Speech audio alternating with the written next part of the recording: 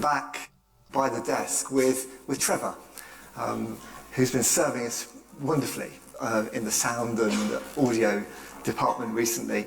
And it was Palm Sunday last Sunday, and Trevor said to me, "Steve, I've been thinking about today, Palm Sunday." And I said, "Well, yeah?" And he said, "Yeah, it's 1 minute, the crowd are shouting, 'Hosanna, Hosanna to the King.' And then a week later, they're shouting, 'Crucify him, crucify him.'" And then Trevor looked at me and he said, "Scary." Deep insight, and definitely scary, how a crowd might turn. That was one of a number of conversations I had this week, which has felt a bit like a pilgrimage. And I always find from Palm Sunday to Easter Sunday is like a journey. And all kinds of things happen. I hear the story of Jesus' suffering and his passion, his crucifixion. Sometimes in church, sometimes just talking with someone. I had lots of little moments this week where somebody just told me what they were seeing, what they were thinking about. And it's very, very rich, as we kind of discovered this morning. When we share what we see, we get a richer picture, a fuller story, if you will. We see more clearly, and it's one of the things that a Christian community has as a gift, that we have each other to talk to hear what insights are there. Sometimes in our conversations, we might express our wondering, our confusion. Sometimes, frankly, it all seems like nonsense. Which is why I love that picture of the empty tomb. By the way, do bring that picture up for us, Jonathan, just to have there in the background. That picture of the empty tomb and what's going on for people. All kinds of actions and reactions, which I think gives us permission to be on the journey. We're not always, all of us, there and sorted. And sometimes those conversations where we share what we see, what's happening, what we feel, can help us to figure things out. That's what's going on at the tomb, isn't it? They're figuring it out, being brought gently, not pushed or harried, but brought to that realization that the impossible really has happened, that Christ is risen. He is risen indeed. But they come to that conviction through their wondering, through scratching their head, through a little investigation. Peter there in the tomb, bending down, looking at the linen. So wherever you happen to be at the moment on your journey of faith, it's okay that you're there. I would just say keep travelling, keep going, and keep having those conversations with one another about what you see, about what you feel. When we are wandering, it seems to be that God loves to meet us there. There's a lovely story in Luke, a bit further on from the resurrection story, where Jesus meets a couple of people who are wondering, what on earth is happening? What's going on? And I love the way Jesus meets them. So rather than just disregard the Christian message or close your mind, keep your mind and your heart open and journey on. And you don't have to get there before you're ready to get there. But keep going, keep journeying. Keep talking, keep sharing. My favourite way to lead a Bible study, some of you will have encountered this, is to read the passage and then just say, what do you see?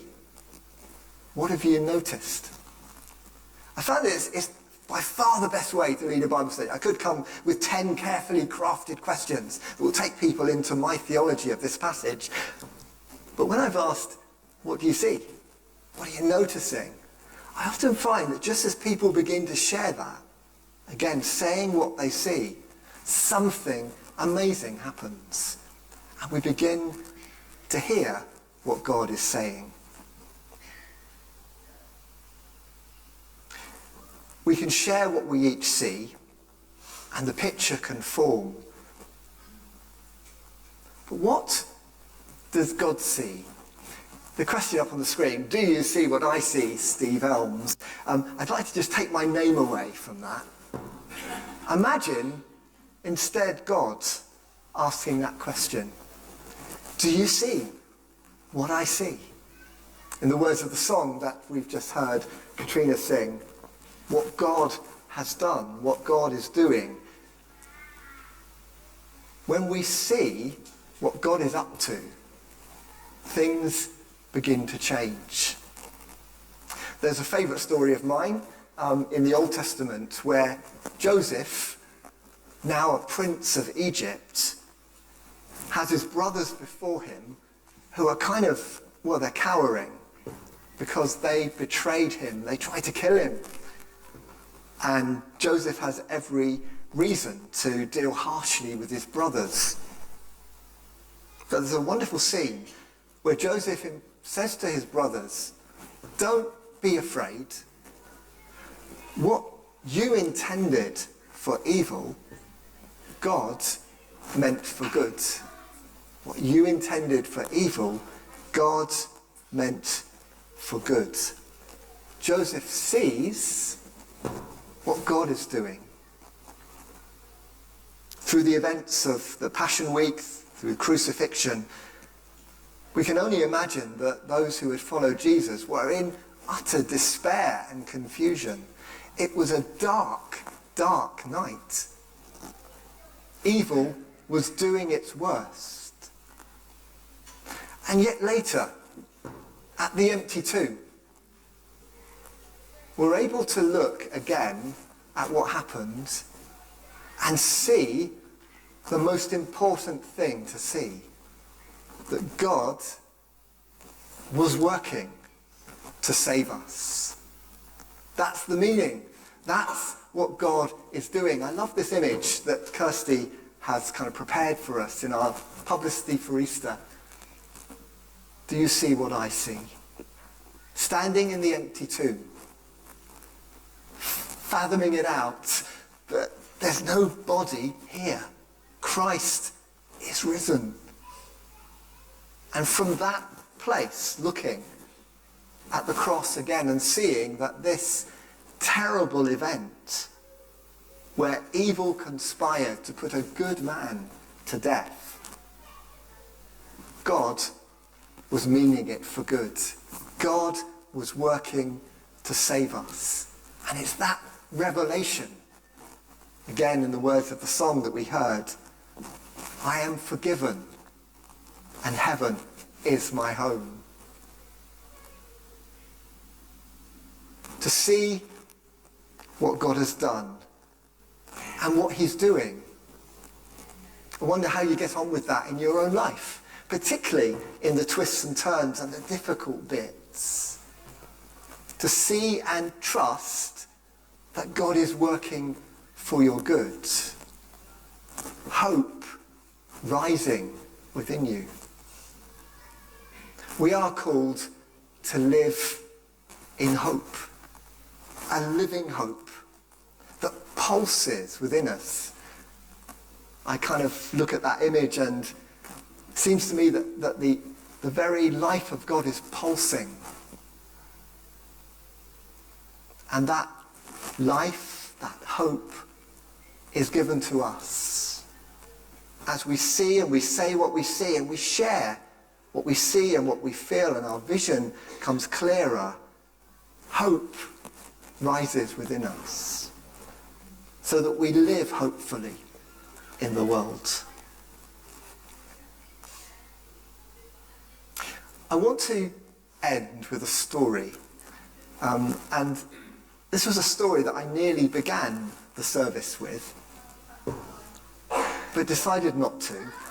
And I feel like God's kind of put it back to me. So here's a story about, actually it's a story about lost dreams. Anybody here had a dream shattered or felt that your dreams were not fulfilled? Anyone happy to? Yeah. Here's something about what it means to find ourselves in that bigger story that transforms our lives. So, a traditional tale about 3 trees. And with this I end, well, we'll end with a song. Once upon a mountaintop, 3 trees dreamed of what they wanted to be when they grew up. I want to be a beautiful treasure chest, said one of the trees, filled with diamonds and rubies and sapphires and pearls. I want to be a mighty sailing ship, said the second tree, and sail the oceans and carry princes and kings and presidents. I don't really want to leave the mountain, said the third tree. I want to grow so tall that when people look at me, they'll look up at heaven and they'll think of God. One day, 3 woodcutters climbed the mountain. With a swoosh of the first man's axe, the first tree fell. With a swish of the second man's axe, the second tree fell. And with a slice of the third man's axe, the third tree fell. The first tree was overjoyed when he was taken to a carpenter's workshop. But the carpenter wasn't thinking about a treasure chest that day.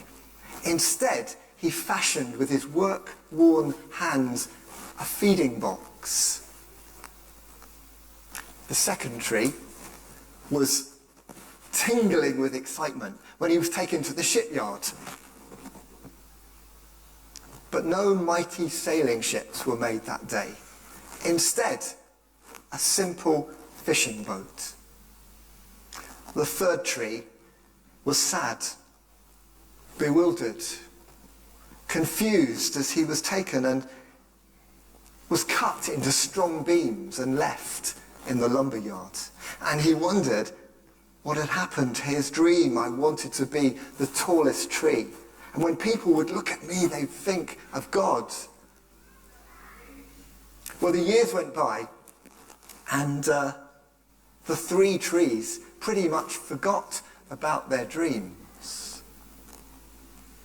Until one night, when golden starlight fell across the first tree.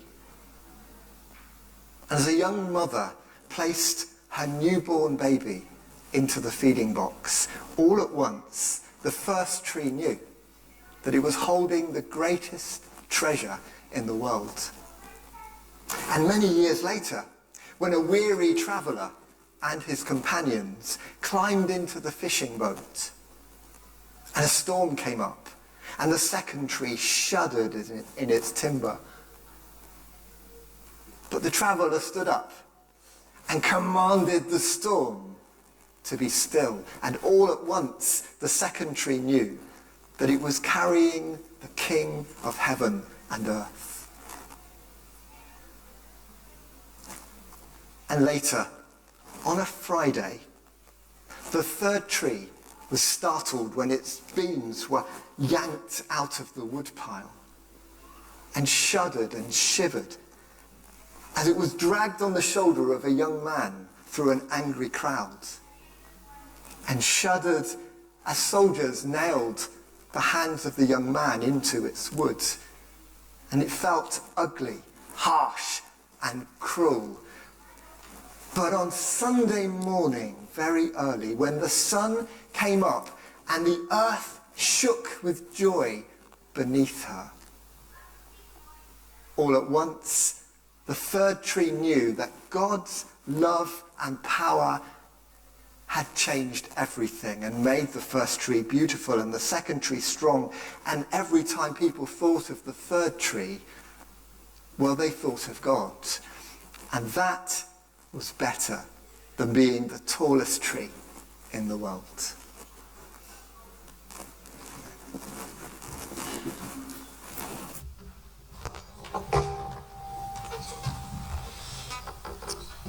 However, you've come here this morning